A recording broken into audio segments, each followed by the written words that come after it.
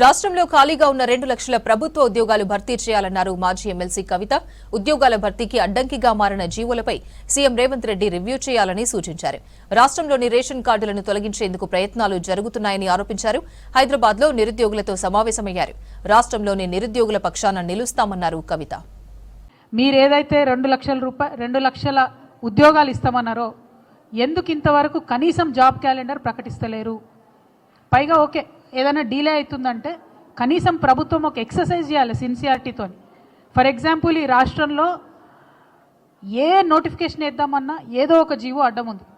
కనీసం దాని మీద గవర్నమెంట్ ఎక్సర్సైజ్ చేస్తలేదు. ఈ బీఎస్సీ నర్సింగ్ అసోసియేషన్ వాళ్ళు వచ్చిపోయారు మొన్న. వీళ్ళకి ఎగ్జామ్ వేసిరు, 40,000 మందికి ఎగ్జామ్ వేసిరు, వాళ్ళు రాసిండ్రు. 1:25 రేషియోలో సెలెక్షన్ చేస్తామని చెప్పి ఇంతవరకు రిజల్ట్ బయట పెట్టరు. 9 నెలలు అవుతుంది. ఆ పిల్లలు తిరుగుతారు ఆఫీస్ చుట్టూ.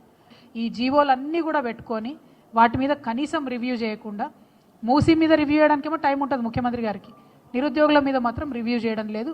మేము ఇవాళ పాయింట్అవుట్ చేస్తున్నాం, 5 జీవోలు ఉన్నాయి ఈ రాష్ట్రంలో రద్దు కావాల్సినవి.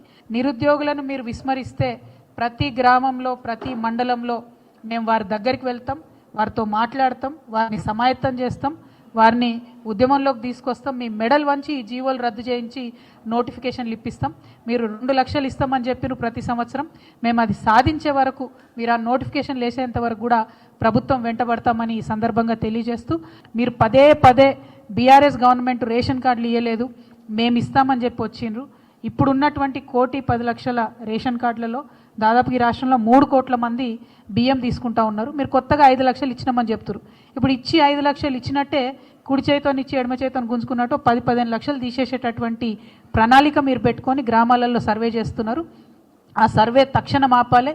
చిరు ఉద్యోగి అనేవాడు ప్రైవేట్లో చేసినా ప్రభుత్వంలో చేసినా ఆ ప్రభుత్వం నుంచి వచ్చే 6 కిలోల బియ్యం అన్నటువంటిది ఉపయోగపడుతుంది. కాబట్టి ఇటువంటి పైశాచికమైనటువంటి పనులు ఈ ప్రభుత్వం చేయకూడదని, రేషన్ కార్డుల మీద మీరు ఏదైతే ఐటీని అప్లై చేసే పని చేస్తూ ఉన్నారో అది చేయకూడదని చెప్పి మేము డిమాండ్ చేస్తాం.